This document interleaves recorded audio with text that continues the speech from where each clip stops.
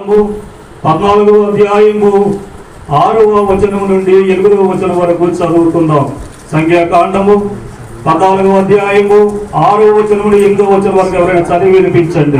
అప్పుడు దేశమును సంచరించి చూసిన వారిలో నుండిన నూను కుమారుడకు యెహోషువయు యెఫునే కుమారుడకు కాలేబును బట్టలు చింపుకొని ఇశ్రాయేలు సర్వ సమాజముతో మేము సంచరించి చూచిన దేశము మిక్కిలి మంచి దేశము, యెహోవా మన యందు ఆనందించిన ఎడల ఆ దేశములో మనలను చేర్చి దానిని మనకిచ్చును. సరిపోతుందండి. 8వ వచనంలో మనం చూసుకున్నట్లయితే యెహోవా మన యందు ఆనందించిన ఎడల ఆ దేశములో మనలను చేర్చి దానిని మనకిచ్చిన చిన్ని ప్రార్థన చేసుకుందాం. సర్వోన్నతుడా, సర్వాధికారి, సర్వశక్తిమంతుడా, నీ ఘనమైన నామమునకు వందనములు, స్తుతులు, స్తోత్రములు చెల్లిస్తున్నాము.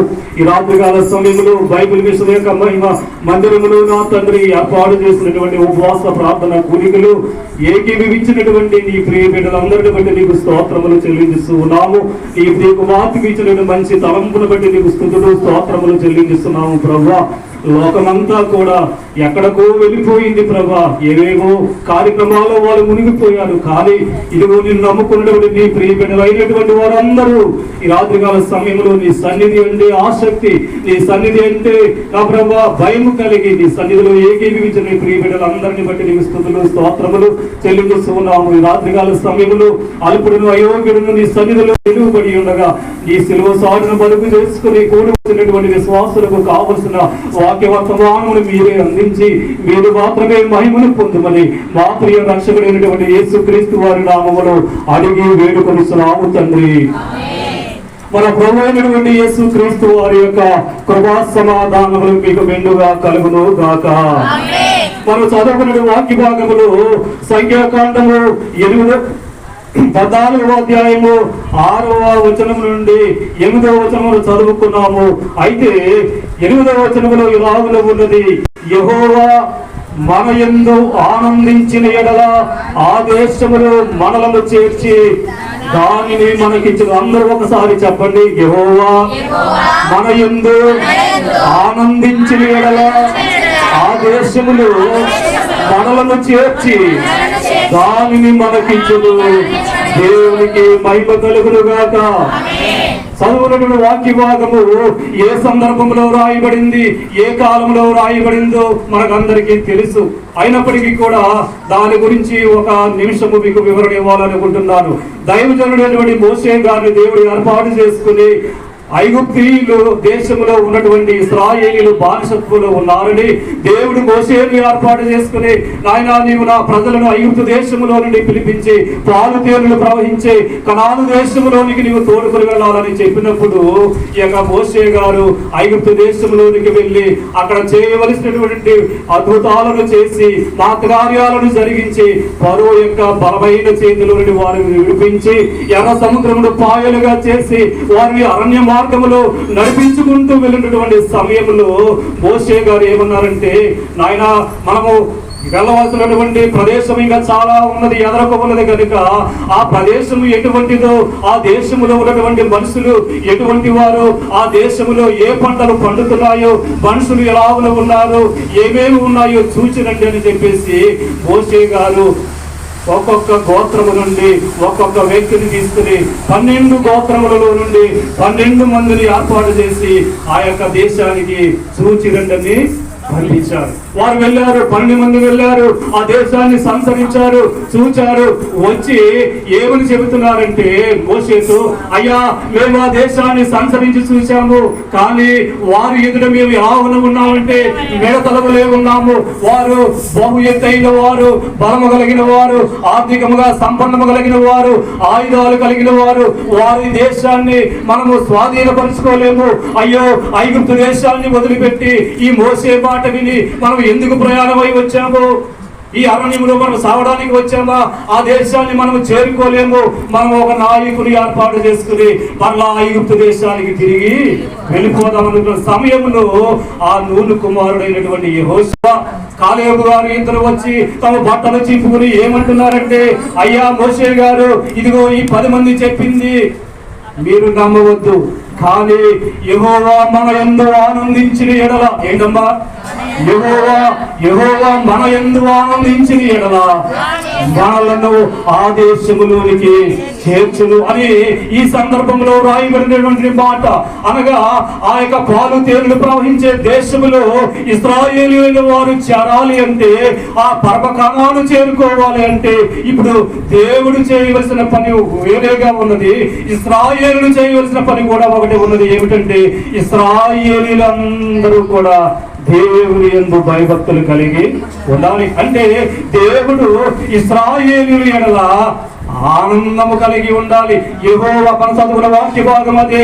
యెహోవా మన యందు ఆనందించిన ఎడల, ఏంటమ్మా, యెహోవా మన యందు ఆనందించాలి. ఎప్పుడు యెహోవా ఆనందిస్తాడు మన యందు? దేవుడు మనల్ని చూచి ఎప్పుడు ఆనందిస్తాడు అంటే ఆయన మాట ప్రకారము మనము నడుచుకున్నప్పుడు ఆయన మన యందు ఆనందిస్తాడు. ఆయన చిత్త ప్రకారం మనం జరిగించినప్పుడు దేవుడు ఆనందిస్తాడు కనుక అప్పుడు ఆ దేశములో దేవుడు మనల్ని చేరుస్తాడని దేవుని యొక్క వాక్యాన్ని బట్టి మనము గ్రహించవలసిన వారమై ఉన్నాం. సర్వసాధారణంగా మనం మందిరానికి వస్తాం, ప్రార్థనలు చేసుకుంటాం. ఎందుకు చేద్దారంటే మనకు కలిగిన కష్టాన్ని బట్టి, మనకు కలిగిన ఇబ్బందులను బట్టి, మనకు కలిగిన బాధలను బట్టి దేవుని దగ్గరకు వచ్చి, ప్రభువా నేను ఈ కష్టములో ఉన్నాను, అయ్యా నేను ఈ ఇబ్బందిలో ఉన్నాను, అయ్యా నన్ను ఈ ఇబ్బందిలో నుండి, ఈ కష్టములో నుండి పైకి లేవనెత్తు ప్రభువా అని ఆయనకు ప్రార్థన చేసుకున్నప్పుడు దేవుడు మీ మనలో ఆలకించి మీ నమ్మిక చొప్పున మీకు దయచేస్తారు. అప్పుడు ఆ కోరిక తీరినప్పుడు, అవసరం తీరినప్పుడు, సమస్య తీరినప్పుడు మీరు దేవుని యందు సంతోషిస్తారు. అవునా కాదా? ఏమో మాట్లాడడం లేదా? దేవుడు మీ మనవి విని మీ ప్రార్థన ఆలకించి మీకున్న కష్టము, మీకున్న నష్టము, మీకున్న వ్యాధి, మీకున్న అప్పుల భారము తీరిపోయినప్పుడు మీరు సంతోషిస్తారా? ఎవరు ఎందుకు సంతోషిస్తారు? మీరు దేవుని ఎందుకు సంతోషిస్తారు. దేవునికి మహిమ కలుగును గాక. అనగా మానవులమైన ప్రతి ఒక్కరము కూడా ఆయన సన్నిధిలోనికి వచ్చి మన అవసరాలను ఆయనతో చెప్పుకున్నప్పుడు, మన ఆయన అవసరాలను ఆలకించి మన అవసరాలను తీర్చినప్పుడు, ప్రభువా నాకు మేలు చేశావు కనుక నీకు స్తోత్రాలు తండ్రి, నీ యందు నేను ఆనందిస్తున్నాను అని మనం మన తండ్రితో చెప్పుకుంటూ ఉంటాం. అయితే దేవుడు అంటున్నాడు, అయ్యా మరి నువ్వు అనేకమైన సమస్యలు చెప్పుకుంటున్నావు కదా, ఇబ్బందులు చెప్పుకుంటున్నావు కదా, నీ ఇబ్బందుల్లో నుండి లేవనెత్తుతున్నాను, నీ కష్టాల్లో నుండి లేవనెత్తుతున్నాను, నీవు నా యందు ఆనందిస్తున్నావు, బాగానే ఉంది, నన్ను చూసి ఆనందిస్తున్నావు, నేను చేసే కార్యాలను చూసి నీవు ఆనందిస్తున్నావు, కానీ మరి నేను ఎప్పుడు ఆనందించాలి?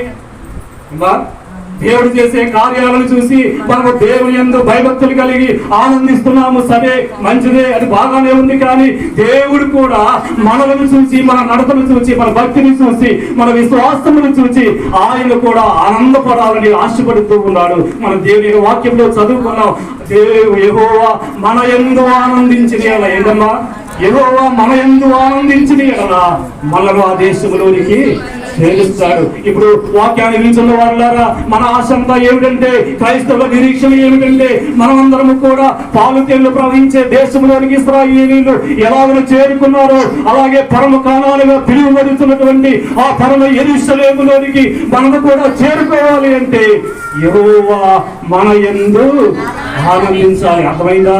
యెహోవా మన యందు ఆనందించాలి. ఇశ్రాయేలీయులు ఆ యొక్క ఐగుప్తులోని బయలుదేరి పాలు తేనెలు ప్రవహించే దేశంలోనికి చేరుకోవాలంటే యెహోవా వారి యందు ఆనందించాలి. ఇప్పుడు మనము పరమ యెరూషలేములోనికి చేరుకోవాలంటే మన యందు దేవుడు ఆనందించాలి. దేవుని మహిమ కలుగును గాక. అయితే దేవుడు ఆనందపడేలాగా, దేవుడు ఆనందించేలాగా మన భక్తి జీవితం ఉన్నదా, మన విశ్వాసము ఉన్నదా, మన నిరీక్షణ ఉన్నదా అని చెప్పేసి దేవుని యొక్క వాక్యాన్ని బట్టి మనము పరిశీలన చేసుకోవాలని దేవుని యొక్క వాక్యము సెలవిస్తూ ఉన్నది. అయితే మొదటిగా దేవుడు ఎప్పుడు సంతోషించాడు అని దేవుని యొక్క వాక్యములో మనం చూసినట్లయితే సామెతల గ్రంథము 8వ అధ్యాయం 27వ వచనములో మనం చూస్తే, చూడండి ఒకసారి, సామెతల గ్రంథము 8వ అధ్యాయం 27వ వచనం. ఆయన ఆకాశ విశాలమును స్థిరపరిచినప్పుడు మహాజలముల మీద మండలములను నిర్ణయించినప్పుడు నేను అక్కడ ఉంటిని. ఆయన పైన ఆకాశములు స్థిరపరిచినప్పుడు, జలధారులను ఆయన బిగించినప్పుడు, జలములు తమ సరిహద్దులు మేలకుండినట్లు ఆయన సముద్రములకు పొలిమేరలు ఏర్పరిచినప్పుడు, భూమి యొక్క పునాదులను నిర్ణయించినప్పుడు, నేను ఆయన యొక్క ప్రధాన శిల్పినై అనుదినము సంతోషించుచు నిత్యము ఆయన సన్నిధిని ఆనందించుచుంటిని. ఆయన కలుగజేసిన పరలోకమును బట్టి సంతోషించుచు నరులను చూచి ఆనందించుచు ఉంటిని. దేవునికి మహిమ కలుగును గాక. ఇక్కడ ప్రభువుని యేసుక్రీస్తు వారు ఏమంటున్నారంటే, ఆయన కలుగజేసిన పరలోకాన్ని బట్టి, దూతలను బట్టి, ఆకాశాన్ని బట్టి, భూమిని బట్టి, సముద్రాన్ని బట్టి, అంతేకాదు కానీ ఆయన కలుగజేసినటువంటి నరులను చూచి నేను ఆనందించుతాను. ఇదంతా ఎప్పుడు జరిగిందంటే, భూమి పుట్టక మునిపే, ఆకాశము లేక మునిపే, సముద్రాలు రాక మునిపే, మనం ఇంకా ఈ భూమి మీద జన్మించక ముందే దేవుడైనటువంటి యేసుక్రీస్తు వారు నరులను చూచి ఆయన సంతోషిస్తూ, అంటే మనం లేకముందే మనం ఎలాగున ఉన్నామో దేవునికి తెలుసు. ఆయన సర్వంతర్యామి గనుక మనం లేకముందే నరులను చూసి ఆయన సంతోషిస్తున్నాడు. అయ్యో, నేను చేసిన నరులు నా రూపంలో ఉన్నారు, ఇలాగున ఉంటారు, మహిమతో ఉంటారు అని చెప్పేసి ఆయన మొట్టమొదటిగా మంటిలో నుండి తీసుకుని ఆదామును ఆయన తయారు చేశాడు. జీవాత్మను పొందాడు. ఆనందంలో నుండి అవ్వను తీసుకుని వచ్చాడు, ఏదేని గోడలో ఉంచాడు. కొంతకాలం బాగానే ఉన్నారు, కానీ ఆదామును వదిలిపెట్టి అవ్వ ఆ యొక్క సాతాను చేత మోసపరచబడి తినకూడదని చెప్పినటువంటి పండును తిని పాపములో పడిపోగానే దేవుడు ఆదామవలను తోటలో నుండి వెలుపలికి పంపించి వేశాడు. వారు భూమి మీదకి వచ్చి విస్తరించారు. అయితే సామెతల గ్రంథం చదువుకున్నాం, దేవుడు నరులను చూసి సంతోషించాడు. ఆదాములు ఏదో తోటలో ఉన్నప్పుడు ప్రతిరోజు చల్లగాలికి చల్లపూట ఆయనకు తోటలోనికి రాగానే ఆదాము అవ్వలను చూసి అతను ఎంతగానో సంతోషించేవాడు. అయితే ఆ సంతోషము ఎక్కువ కాలము లేదు, వారు పాపంలో పడిపోయారు. అయితే దేవుని యొక్క వాక్యంలో చూస్తే, ఆదికాండము 1వ అధ్యాయం 37వ వచనంలో చూస్తే, క్షమించండి, ఆదికాండం 6వ అధ్యాయం 5వ వచనం, ఆదికాండం 6:5, నరుల చరిత్రము భూమి మీద చెడ్డదనియు గొప్పదనియు వారి హృదయం యొక్క తలంపులలోని ఊహంతయు ఎల్లప్పుడూ కేవలము చెడ్డదనియు యెహోవా చూచి తాను భూమి మీద నరులను చేసినందుకు యెహోవా సంతాపమును తన హృదయములో నొచ్చుకుని. ఇది ఎంతటి భయంకరమైనటువంటి మాట. సామెతల గ్రంథములో భూమిని కలుగజేయకముందు, నరులను కలుగజేయకముందు దేవుడు తన యొక్క దృష్టితో నరులను చూచి సంతోషించినటువంటి దేవుడు ఆదికాండము 6వ అధ్యాయము 5వ వచనంలో వచ్చేసరికి వారు పాపములో పడిపోయినందుకు కారణము చేత నరుల చెడుతనము భూమి మీద గొప్పది, వారి యొక్క హృదయములో ఆలోచనలన్నీ కూడా చెడ్డవని సూచంట దేవుడు సంతాపపడుతూ ఉన్నాడు. ఏం చేస్తున్నాడమ్మా? దేవుడు సంతాపపడుతూ ఉన్నాడు. నరులను చూసి సంతోషించినటువంటి దేవుడే ఆదికాండము 6వ అధ్యాయంలో వచ్చేసరికి నరుల హృదయములోని ఆలోచనలను చూసి, వారి యొక్క చెడ్డ తలంపులను చూసి సంతాపపడుతూ ఉన్నాడు, అంటే విచారపడుతూ ఉన్నాడు. అంటే నరుల హృదయము దేవుని ఆనందింపజేసేదిగా లేదు. నరుల యొక్క మార్గము దేవుని ఆనందింపజేసేదిగా లేదు. ఆయన మన యందు ఆనందించిన యెడల ఆ దేశంలో మనం చేరుస్తాడని మనం చదువుకున్నాము. కానీ దేవుడు నరుల హృదయములు ఆనందించేవాడుగా లేడు, ఇక్కడ సంతాపపడుతూ ఉన్నాడు నరుల యొక్క చెడుతనాన్ని బట్టి. కనుక వారందరూ కూడా ఏమైపోతూ ఉన్నారంటే లైవ్ అయిపోబోతున్నారు కొంతకాలానికి. అయితే దేవుడు యెహోవా ఏమని మాట్లాడుతున్నాడంటే, దేవుడు ఎవరి యందు ఆనందిస్తాడు అని మనం మాట్లాడుకోవాలి. అయితే ఆదికాండములో మనం చూసినట్లయితే, ఇప్పటి వరకు దేవుడు తన యందు ఆనందిస్తే మనం దేవుడు దేశంలోనికి పాలు తేలి ప్రపంచ దేశంలోనికి చేరుస్తాడు అని నేర్చుకున్నాం. అలాగే దేవుడు ఎప్పుడు నరులను చూసి ఆనందించాడంటే, నరులను కలుగజేయక ముందే నరులను చూసి ఆనందించాడు. నరుని కలుగజేసిన తర్వాత పాపంలో పడిపోయినప్పుడు ఆయన సంతాపపడ్డాడు. అయితే సంతాపపడినటువంటి దేవుణ్ణి మనం అందరం ఇప్పుడు ఏం చేయాలంటే, దేవుణ్ణి ఆనందింప చేయాలి. ఎందుకు ఆనందింప చేయాలంటే, పరలోక రాజ్యము చేరాలి. మన పరలోక రాజ్యము చేరాలంటే దేవుడు మన యందు దేవుడు ఆనందించాలి. ఆయన చేసిన మేలును బట్టి, ఆయన చేసినటువంటి గొప్ప అద్భుత కార్యాలను బట్టి ఎల్లప్పుడూ మనము సంతోషించడమే కాదు. ఇప్పుడు ఒక తండ్రి ఉన్నాడు, లేక కుమారుడు పుట్టాడు. ఇప్పుడు ఆ కుమారుడికి కావాల్సిన సమస్త వస్తువులన్నీ ఈ తల్లిదండ్రులు సమకూర్చి ఆ బిడ్డకి ఇస్తూ ఉంటే ఆ బిడ్డ పెరుగుతూ ఆ వస్తువులు వాడుకుంటూ వాడు ఉపయోగించుకుంటూ ఆ తండ్రిని బట్టి ఎంతో ఆనందిస్తూ ఉంటాడు. చిన్న బిడ్డలు, తండ్రి నాకు ఇన్ని బహుమానాలు ఇచ్చాడా, ఇన్ని అవకాశాలు ఇచ్చాడా అని చెప్పేసి సంతోషిస్తూ ఉంటాడు. అయితే ఇప్పుడు కుమారుడు ఆనందపడుతున్నాడు, మంచిది. కానీ కుమారుడు పెద్ద అయిన తర్వాత చెడు స్నేహం చేసి లోకంతో కలిసిపోయి లోకానుసారంగా తిరుగుతూ దేవునికి ఇష్టడుగా లేకుండా పాపంలో జీవిస్తూ ఉంటే ఇప్పుడు తండ్రి బాధపడతాడా, సంతోషపడతాడా? బాధపడతాడు, సంతాపపడతాడు. అలాగే మనలో కన్న తండ్రి, మన పరమ తండ్రి అయినటువంటి యెహోవా దేవుడు కూడా నరుల యొక్క చెడుతనము గొప్పదని, వారి మార్గము చెరిమి వేసుకున్నారని తన హృదయంలో సంతాపపడ్డాడు దేవుడు ఆది కాండములో. అయితే ఇప్పుడు మనము దేవుణ్ణి సంతోషపరిచేవారిగా ఉండాలి, మనము దేవుని ఆనందపరిచేవారిగా ఉండాలి. ఎందుచేతంటే ఆయన ఆనందపడితే మనం ఆ దేశంలోనికి చేరతాము కనుక ఆయన ఆనందపరచాలి అంటే దేవుని యొక్క వాక్యం ఏమని సెలవిస్తుందంటే ఆది కాండము 6 దేవుని యొక్క వాక్యంలో మనం చూస్తే కీర్తన గ్రంథము 147వ అధ్యాయము 10-11 వచనములు.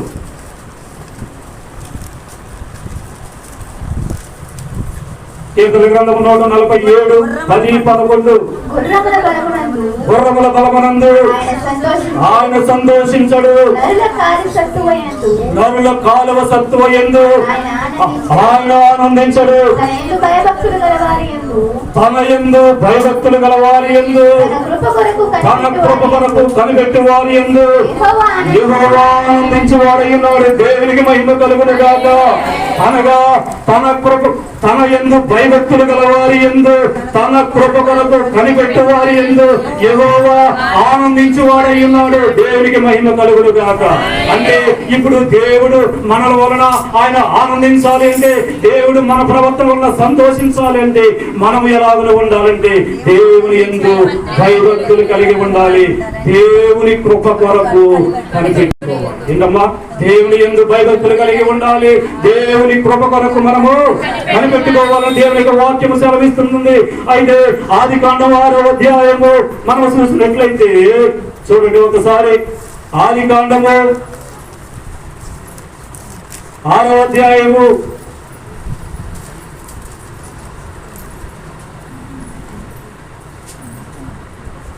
8వ వచనము మనం చూడండి ఒకసారి. అయితే నోవాహు యెహోవా దృష్టి యందు కృప పొందినవాడు ఆయన. దేవునికి మహిమ కలుగును గాక. నోవాహు యెహోవా దృష్టి యందు ఏం పొందాడండి? కృప పొందినవాడు. కీర్తన గ్రంథంలో ఏం చదువుకున్నాం? దేవుని ఆనందింప చేయాలంటే ఆయన యందు భయభక్తులు కలిగి ఉండాలి, ఆయన కృప కొరకు మనము కనిపెట్టుకోవాలి. అయితే ఆది కాండములో ఈ నోవాహు దేవుని యొక్క కృపను పొందుకున్నాడు. ఇంకా కిందకు చదివినట్లయితే నోవాహు వంశావళి ఇదే. నోవాహు నీతిపరుడు, తన తరంలో నిందారహితుడు అయ్యిండు. నోవాహు దేవునితో కూడా నడిచిన వాడు. దేవునికి మహిమ కలుగును గాక. అంటే నోవాహు గారు దేవుని వలన కృప పొందిన వాడు మాత్రమే కాదు, నిందారహితుడిగా ఉన్నాడు. అంత మాత్రమే కాదు కానీ దేవునితో నడిచిన వాడు.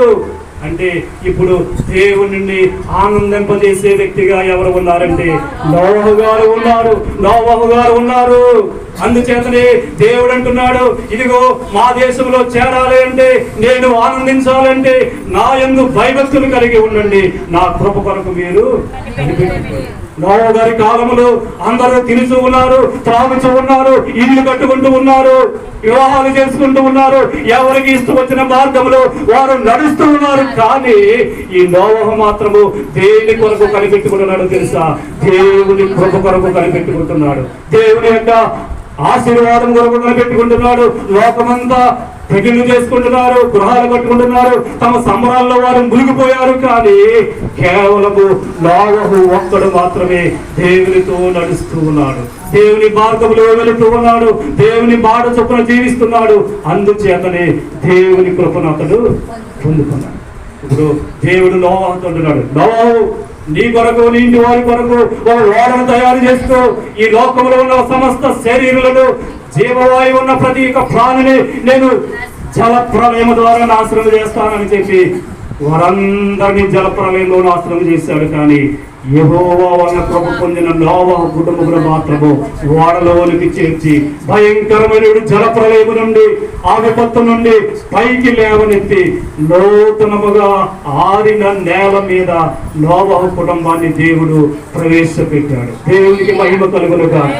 మన చదువుల వాక్య భాగములో యెహోవా మన యందు ఆనందించిన ఎడల ఆ దేశములోనికి దేవుడు మనలను చేరుస్తాడు. ఇప్పుడు నోవహు గారు దేవుని యందు భయభక్తులు కలిగి కృప పొందిన వాడు కనుక జల ప్రళయములో మునిగిపోకుండా దేవుడు తన కుటుంబాన్ని తీసుకుని వెళ్ళి నూతనమైనటువంటి భూమి మీద ఆ కుటుంబాన్ని ఉంచాడు. దేవునికి మహిమ కలుగును గాక. అంటే దేవుడు మన యందు ఆనందిస్తే మనల్ని పరలోక రాజ్యము చేరుస్తాడు, విపత్తులలో నుండి విడిపిస్తాడు అని దేవుని యొక్క వాక్యము మనకు సెలవిస్తుంది. అలా ఉండే సమయం లేదు కనుక క్లుప్తంగా చెప్పుకుంటూ వెళ్ళిపోతున్నాడు. ఇక రెండవదిగా మనం చూసినట్లయితే లోకాసు వార్త 15వ అధ్యాయము 22వ వచనం మనం చూసినట్లయితే దేవుడు మన యందు ఎప్పుడు ఆనందిస్తాడు అంటే రెండవదిగా చూస్తే లోకాసు వార్త 15వ అధ్యాయము 22వ వచనము, అయితే తండ్రి తన దాసులను చూసి ప్రశస్త వస్త్రము త్వరగా తెచ్చి దీనికి కట్టి దీని చేతికి ఉంగరము పెట్టి పాదములకు చెప్పులు తొలగించుడి, కొవ్విన దూడను తెచ్చి వధించుడి, మనము తిని సంతోషపడుదము. ఈ నా కుమారుడు చనిపోయి మరలా బ్రతికెను, తప్పిపోయి దొరికినని చెప్పును. దేవునికి మహిమ కలుగును గాక. ఇక్కడ తప్పిపోయినటువంటి కుమారుడి యొక్క వృత్తాంతం ఇది అందరికీ తెలిసినటువంటి విషయమే. తండ్రి దగ్గర నుండి అన్నదమ్ములలో ఒక కుమారుడు తన భాగము తీసుకుని స్నేహితుల యొక్క స్నేహము బట్టి లోకములోనికి వెళ్ళిపోయాడు. తండ్రి వద్ద ఉండకుండా తండ్రికి దూరముగా వెళ్ళిపోయాడు. దుర్వ్యాపారం వల్ల తన ఆస్తంతా పోగొట్టుకున్నాడు. అయితే అతనికి బుద్ధి వచ్చినప్పుడు మరలా నా యొక్క తండ్రి యొక్క ఇంటి వద్ద అనేక దాసులకు ఆహారము దొరుకుతుంది కదా, నేనైతే ఇక్కడ పందులు తినే పొట్టును నేను తింటూ ఉన్నాను కనుక అని అతడు మారు మనస్సు పొంది పశ్చాత్తాపపడి నా తండ్రి ఇంట ఒక దాసుడిగా నేను బ్రతుకుతానని అతడు వస్తూ ఉంటే తండ్రి దూరం నుండి కుమారుని చూసి పరిగెత్తుకుంటూ వెళ్ళి అతని మెడ మీద పడి ముద్దు పెట్టుకుని తన దాసుని పిలిచి ప్రశస్త వస్త్రము త్వరగా తెచ్చి తొలగించి చేతికి ఉంగరాలు పెట్టి కాళ్ళకు చెప్పులు తొడిగి ఏమంటున్నాడు అంటే మనం చూసిన కాడ 22 ఆఖరులో పాదములకు చెప్పులు తొలగించుడి, కొవ్విన దూడను తెచ్చి వధించుడి, మనము తిని సంతోషపడుదు. ఈ నా కుమారుడు చనిపోయి మరలా బ్రతికిను, తప్పిపోయి దొరికిను. దేవునికి మహిమ కలుగును గాక. అంటే మనము సంతోషపడుదుము. తన దాసులతో అంటున్నాడు తండ్రి, మనం సంతోషించవలసిన సమయం ఇది, మనం ఆనందపడవలసిన సమయం ఇది. ఎందుచేతనంటే నా కుమారుడు ఒకప్పుడు నా దగ్గర నుండి నాకు దూరముగా వెళ్ళిపోయాడు, నా మాట వినకుండా లోకంలోనికి వెళ్ళిపోయాడు, లోకాశలతో నిండిపోయాడు, సమస్తం పోగొట్టుకున్నాడు. కానీ అతనికి బుద్ధి వచ్చి వారు మనస్సు కలిగి మరలా నా దగ్గరకు వచ్చాడు కనుక ఇప్పుడు నేను సంతోషపడుతూ ఉన్నాను. అంటే ఇప్పుడు తండ్రి ఏ పరిస్థితుల్లో సంతోషిస్తాడు అంటే వారు మనస్సు పొందిన వారిని చూసి దేవుడు సంతోషించేవాడై ఉన్నాడు. వారు మనసు పొందిన వారిని చూసి పశ్చాత్తాపపడిన వారిని చూసి దేవుడు ఆనందించేవాడై ఉన్నాడు. దేవుడు మన యందు ఆనందించిన యెడల ఆ దేశంలో మనలను చేరుస్తాడు. ఇప్పుడు తండ్రి ఆనందించాడు. అయ్యో నా కుమారుడు వెళ్ళిపోయాడు కదా, నా మాట వినలేదు కదా, మరలా ఎందుకు వచ్చావురా అని ఆ తండ్రి అడగలేదు. కానీ తండ్రి ప్రేమ అలాంటిది కాదు.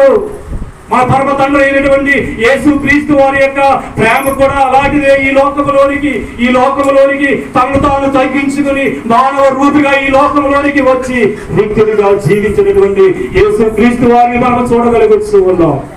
ఆయన శిలువలో వేలాడుతున్నప్పుడు కూడా ఆయన కొట్టేవారిని, హింసించేవారిని, దూషించేవారిని, శిలువ వేసేవారిని చూసి తండ్రి వీరేమి చేయించున్నారు, వీరెరుగురు కనుక వీరిని క్షమించు. అంటే ఎంత పాపి అయినా సరే తనను పశ్చాత్తాపపడి తన దగ్గరకు వస్తే ఆయన క్షమించే దేవుడై ఉన్నాడు, ఆయన శిక్షించేవాడు కాడు. భక్తులైన వారు అంటూ ఉంటారు, పాపి మానవుడైన వాడు పాపము చేయడము సహజమే, పాపములో పడిపోవడం. కానీ ఆ పాపములోనే ఉండిపోవడము ఇంకా ఆ పాపం, పడిపోయిన పాపములోనే ఉండిపోకూడదు. పాపాన్ని విడిచి తిరిగి వస్తే దేవుడు నిన్ను చేర్చుకుంటాడు.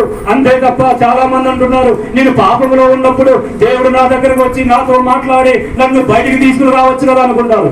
దేవుడు పాపము దగ్గరకు రాలేడు. ఎక్కడికైనా రాగలడు కానీ పాపమున్న చోటికి ఆయన రాడు. పందులు పొట్టు తింటున్నాడు తప్పుపోయిన కుమారుడు. తండ్రి అక్కడికి వెళ్ళాడా? కుమారుడే తప్పు తెలుసుకుని తిరిగి వచ్చాడా? కుమారుడే తన తప్పు తెలుసుకుని తండ్రి దగ్గరకు వస్తే తండ్రి ఎంత మాత్రము త్రోసివేసే దేవుడు మాత్రము కాదు. దేవునికి మహిమ కలుగును గాక. అంటే తండ్రి ఎప్పుడు సంతోషిస్తాడంటే పాపం విషయంలో పడిపోయినటువంటి మనము, భక్తి జీవితంలో పడిపోయిన మనము, ప్రార్థనలో ఎదుగుతున్న సమయంలో, భక్తి జీవితంలో ఎదుగుతున్న సమయంలో కొన్ని పర్యాయములు సాతానుడు శోధించి సాతాను శోధనలో మనము లోకంలోనికి వెళ్ళిపోయినప్పుడు మన తప్పును మనము తెలుసుకుని ప్రభువా నన్ను క్షమించని ఆయన దగ్గరకు వస్తే ఆయన మనలను ప్రేమతో ఆదరించి సంతోషపడే దేవుడు. అప్పుడు దేవుడు మన యందు ఆనందిస్తాడు. ఇక్కడ తప్పుపోయిన కుమారుడు తిరిగి వస్తే తండ్రి ఎలా సంతోషించాడో అలాగే ఏదైనా పాపంలో మనం పడిపోయినప్పుడు ఆ పాపాన్ని విడిచిపెట్టి ప్రభా అటువంటి పాపంలోనికి వెళ్ళలోని పశ్చాత్తాపడి ఆయన దగ్గరకు తిరిగి వస్తే ఆయన మన యందు ఆనందించేవాడైనాడు. దీనికి వాక్యం సెలవిస్తుంది. అందుచేతనే పాపాత్మురాలైనటువంటి స్త్రీ ఆయన సీమోని భోజనం చేయించున్నప్పుడు వెలుగు నుండి వచ్చి ఆయన పాదాల మీద పడి కన్నీళ్లతో ఆయన పాదాలను కడిగి తల వెంట్రుకలతో తుడిచి అత్తరు పూసినప్పుడు అందరూ అనుకుంటున్నారు ఇది పాపాత్మురాలు కదా, ప్రభు ఈయన ఎందుకు రానిచ్చాడని.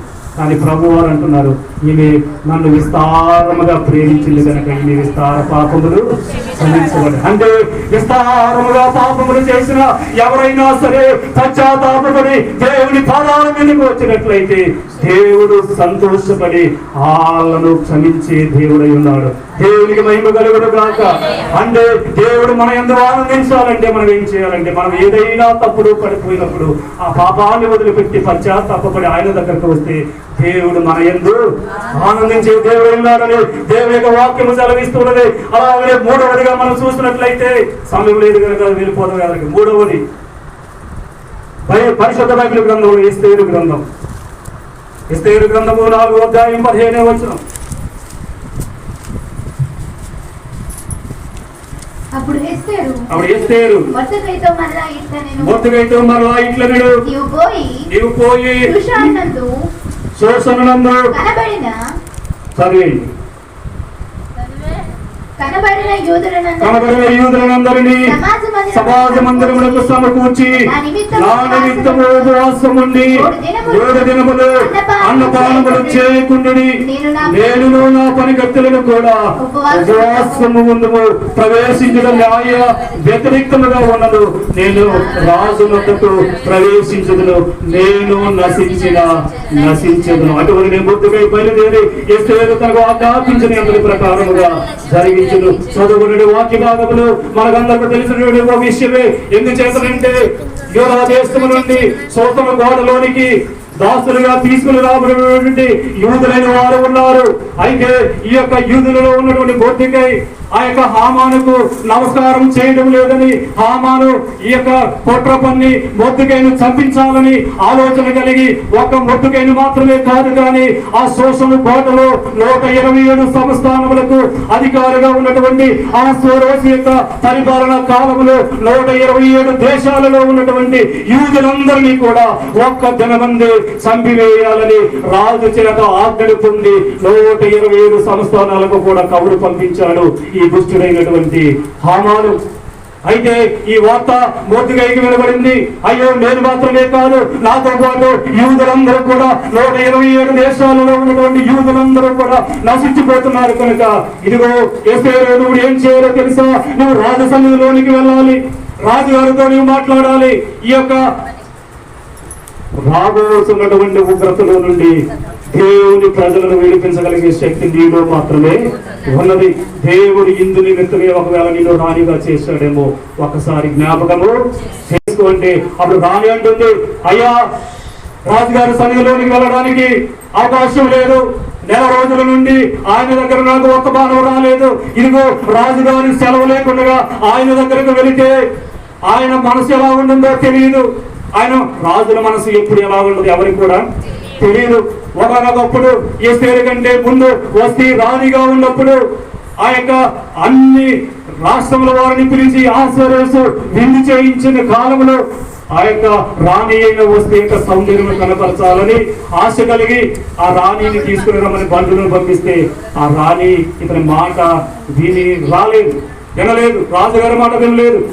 అయితే రాజు మంత్రుల చేత సలహా అడిగి రాణి స్థానంలో ఉండి ఆమెను తీసివేసి, అంటే రాజులు ఏ సమయంలో ఆలోచన ఎలా ఉన్నదో ఎవరికి కూడా తెలియదు. అంటే ఇప్పుడు రాజుగారి అనుమతి లేకుండా ఇప్పుడు ఎస్తేరు రాజనగరంలోనికి వెళ్ళి రాజుగారితో మాట్లాడితే ఆయన పరిస్థితి ఎలా ఉంటుందో, ఆయన మనసు ఎలా ఉంటుందో, ఆయన సంతోషంగా ఉంటాడో కోపంగా ఉంటాడో ఏ పరిస్థితిలో ఉంటాడో తెలియదు కనుక ఇప్పుడు ఈ యొక్క మొద్దుకై చెప్పిన మాట చొప్పున ఈ యొక్క ఎస్తేరు ఏముంటుందంటే, ఇదిగో నేను నశించిపోతాను, నేను ఒక్కదాన్ని నశించిపోతాను, కానీ ఒకవేళ రాజు నా యందు ఆనందించి ఏంటమ్మా, ఒకవేళ రాజు నా యందు ఆనందించి నా యందు సంతోషపడి నేను వెళ్ళిన సంగతి ఆయన కనుగొని ఒకవేళ రాజు నా యందు ప్రేమగా మాట్లాడితే, రాజు నా యందు సంతోషించి ప్రీతితో మాట్లాడితే నేను నా జనాంగమంతా కూడా రక్షించబడతాను కనుక ఒకవేళ నశిస్తే నేను ఒకదాన్ని నశిస్తాను. అయితే ముందుగా చేయవలసిన పని ఏమిటంటే, నేను రాజు సన్నిధిలోనికి వెళ్ళాలంటే ముందుగా ఏం చేయాలంటే 127 సంస్థలలో ఉన్న యూదులందరినీ సమాజ మందిరంలో కూర్చండి, ఉపవాస దినము చాటించండి, నేను నా పనికత్తెలు కూడా ఉపవాసము. ఇప్పుడు ఉపవాసం ఉండవలసిన సమయము ఆసన్నమైంది. మొద్దుకై అందరినీ సమకూర్చాడు, ఉపవాసం ఉన్నారు. ఇప్పుడు ఎస్తేరు ఉపవాసం ఉన్నది, చెలిగత్తెలు కూడా ఉపవాసము ఉన్నారు. ఎందుచేతనంటే దుష్టుడైనటువంటి హామాను చేతిలో నుండి ఆ యొక్క దేవుని యొక్క ప్రజలు విడిపించబడాలి, లేకపోతే ఆజ్ఞ బయలుదేరిపోయింది. యూదులైన వారందరికీ దేవుని బిడ్డలందరికీ చంపివేయండి, ఒక తెలివేయని ఆజ్ఞ బయలుదేరిపోయింది కనుక క్రైస్తవులైన వారికి ఆ కాలంలో శ్రమ మొదలైపోయింది. ప్రాణాలు తీయడం ఒకటే తక్కువ, ఆ రోజు దగ్గర పడుతూ ఉంది, ఆ రోజు సమీపించుతున్నది కనుక ఇప్పుడు వీరు ఉపవాస దినము ప్రకటించారు, ఉపవాసము ఉన్నారు. ఇప్పుడు రాణి ఉపవాసం ఉన్న తర్వాత మొద్దుకై మాట చొప్పున ఆ యొక్క అహస్వరోసు సన్నిధిలోనికి వెళ్ళగానే ఇప్పుడు ఆ యొక్క రాజు లేచి నీకేమి కావాలో అడుగు అంటున్నాడు. సమస్తము చెప్పింది, జరిగింది. కాలం మనందరికీ తెలుసు. కొన్ని రోజులలోనే దుష్టుడైనటువంటి హామాను ఈ మొద్దుకైని ఉరి తీయడానికి ఏర్పాటు చేసినటువంటి ఆ ఉరి కొయ్య మీదే ఆ హామాను ఉరి తీయించేశాడు. దేవునికి మహిమ కలుగును గాక. అంటే ఇప్పుడు యొక్క ఎస్తేరు ఉపవాసం ఉన్నది, చెలిగత్తెలు ఉపవాసం ఉన్నారు, మొద్దుకై ఉపవాసం ఉన్నాడు. సమాజ మందిరంలో అందరినీ ఉపవాసము చాటించి ఉపవాస ప్రార్థన శక్తి ఎవరిని మార్చివేసిందంటే రాజైన అహస్వేరోషు యొక్క మనసును మార్చివేసింది. దేవునికి మహిమ కలుగును గాక. అనగా ఇప్పుడు ఈ యొక్క అహస్వేరోషు యొక్క ఎస్తేరు యందు ఆనందించేలాగా చేసింది ఏమిటంటే ఉపవాస ప్రార్థన. రాజు యొక్క మనసును మార్చింది ఏమిటంటే ఉపవాస ప్రార్థన. రాజు యొక్క మనసును సంతోషపరిచేలాగా చేసింది ఏమిటంటే ఉపవాస ప్రార్థన. అంటే ఉపవాస ప్రార్థనకు అంత శక్తి ఉన్నది. ఈ రాత్రికాల సమయంలో మరి కుమారి గారు ఏ ఉద్దేశంతో ఇక్కడ అందరినీ సమకూర్చారో తెలియదు, కానీ ఈ ఉద్దేశము మంచిది. ఎందుచేతనంటే రాజు అయినటువంటి అహస్వేరోషు ఎస్తేరు దయ కలిగి ఆనందించి ఆమె కోరిక ప్రకారం జరిగించి ఆ యొక్క హామాను పనిన పనాగముల నుండి యూదులందరినీ తప్పించాడు. ఇప్పుడు ఆ యూదులందరూ కూడా తమ శత్రుల మీద పగ తీర్చుకున్నారు. అందుచేతనే దేవుని యొక్క వాక్యము సెలవిస్తుంది, నీకు విరోధముగా రూపొందించబడినటువంటి ఏ విధమైన ఆయుధము వర్ధిల్లదు. ఎందుచేతనంటే ఉపవాస ప్రార్థనకు అంత శక్తి ఉన్నది. దేవుని యొక్క వాక్యాన్ని బట్టి మనం నేర్చుకోవాల్సింది ఏమిటంటే ఇప్పుడు దేవుడు మన యందు ఆనందించాలి. దేవుడు ఆది కాండములో నరులను చూసి వారి చెడుతనమును చూసి సంతాపపడ్డాడు. అందుచేతనే వారందరూ కూడా జలప్రలయములో నాశనమైపోయారు. దేవుడు ఒక్క నోవహు గారి కుటుంబం మాత్రమే ఆనందించాడు. అందుచేత నా కుటుంబాన్ని రక్షించాడు. అలాగే ఈ రాజకాల సమయంలో వాక్యం వించిన మనమందరము కూడా మన హృదయాలు మన మనస్సులు దేవుడికి ఎలాగో ఉండాలంటే ఆయనలో ఆనందపరిచేలాగా ఉండాలి. దేవుడు మనం చూసి సంతోషించేలాగా ఉండాలి తప్ప అయ్యో మీరు ఎందుకు భూమి మీదకి పంపించారని అసహ్యపడేలాగా సంతాపపడేలాగా ఉండకూడదని దేవుని యొక్క వాక్యం సెలవిస్తుంది. అయితే ఆఖరిగా మత్తయి సువార్తలోని చదివించడం లేదు కానీ యేసుక్రీస్తు వారి అవతార నదిలో యోహాను గారి చేత బాప్తిస్మం పొందిన తర్వాత ఆయన ఒడ్డుకు రాగానే పరిశుద్ధాత్మ పావులు వలె అతని మీదకి దిగి ఏమంటుందంటే, ఈయన నా ప్రియ కుమారుడు, ఈయన యందు నేను ఆనందించుచు ఉన్నాను. ఏంటమ్మా, ఈయన నా ప్రియ కుమారుడు, ఈయన యందు నేను ఆనందించుచు ఉన్నాను. దేవునికి మహిమ కలుగును గాక. అంటే ఈయన ప్రియ కుమారుడు ఎందుకు అయ్యాడు అంటే పరలోకం నుండి భూలోకానికి తను తాను తగ్గించుకుని ఈ లోకానికి వచ్చాడు కనుక, తగ్గించుకున్నాడు కనుక ప్రియ కుమారుడుగా మార్చిపోయాడు. చిన్నప్పుడు దేవాలయంలో కూర్చుని 12 ఏళ్ల వయసులో ఆ తల్లిదండ్రులు యెరూషలేము దేవాలయం తీసుకుని వస్తే ప్రభువారు తల్లిదండ్రులంగా వెళ్ళిపోతే ఈయన శాస్త్రులతో పరిశీలతో కూర్చుని మాట్లాడుతుంటే తల్లిదండ్రులు 2 రోజులు ప్రయాణం వెళ్ళిపోయిన తర్వాత కుమారులు లేదని మరలా వెతుక్కుంటూ వెనక్కి వస్తే శాస్త్రులతో మాట్లాడుతూ ఉంటే అప్పుడు తల్లిదండ్రులు, అయ్యా ఎందుకు మమ్మల్ని విడిచిపెట్టావు, ఎందుకున్నావంటే అంటున్నాడు, అమ్మా నేను నా తండ్రి పనుల మీద ఉండాలని మీకు తెలియదా? ఎందుకు ఏ పనుల మీద వచ్చాను నీ లోకంలోనికి? నా నిమిత్తం రాలేదు, నా తండ్రి పనుల మీద వచ్చాను, నా తండ్రి చిత్తం నెరవేర్చడానికి వచ్చాడు. అందుచేతనే ఆయనకు ప్రియ కుమారుడుగా ఉన్నాడు. అంటే దేవుడు చిత్తాన్ని నెరవేర్చినటువంటి యేసుక్రీస్తు వారు మానవుడిగా ఈ లోకానికి వచ్చారు. మన పాప భారాన్ని శాప భారాన్ని ఆయన భుజాల మీద వేసుకుని కలవరి కొండలోనికి వెళ్ళిపోయి మన కొరకు ఆయన సిలువలో మరణించి మన పాపములకు వెల చెల్లించి మన పక్షముగా మన బదులుగా ఆయన చనిపోయాడు కలవరి కొండలో. అందుచేతనే ఈయన నా ప్రియ కుమారుడుగా పిలువబడ్డాడు. అంటే క్రీస్తు యేసులకు కలిగిన ఈ మనస్సు మీరు కలిగి ఉన్నారు కనుక ప్రభువారు ఎటువంటి మనస్సు కలిగి ఉన్నారు, ఈయన నా ప్రియ కుమారుడు, ఈయన యందు నేను ఆనందించుతూ ఉన్నానని పరిశుద్ధాత్మ పావుడు వలె వచ్చి ఎలాగ మాట్లాడిందో అలాగనే బాప్తిస్మం పొందిన ప్రతి ఒక్కరి మీద కూడా పరిశుద్ధాత్మ శక్తి దిగి ఈయన నా ప్రియ కుమారుడు, ఈయన యందు నేను ఆనందిస్తున్నాననేటువంటి వాక్కును మనము కలిగి ఉండాలి. అటువంటి సాక్ష్యము కలిగి ఉండాలి. మనము మనుషుల చేత వీరు గొప్పవారు, గొప్పగా ప్రార్థన చేస్తారు, బాగా పాటలు పాడతారు, బాగా వాక్యం చెబుతారని మనుషుల చేత చెప్పించుకుని చప్పట్లు కొట్టించుకోవడం ఇది గొప్ప విషయం కాదు. కానీ దేవుని చేత మనం సాక్ష్యం పొందాలి. ఈయన నా ప్రియ కుమారుడు, ఈయన నేను ఆనందిస్తున్నాను. దేవునికి తగ్గ కుమారుడిగా ప్రభు వారి ఈ లోకంలో ఎలాగని జీవించారో అలాగే మనము కూడా దేవునికి తగ్గ బిడ్డలుగా కుమారుడిగా ఈ లోకంలో జీవిస్తే దేవుడు మన యందు ఆనందించి మన పరమ యెరూషలేములోనికి చేరుస్తాడు.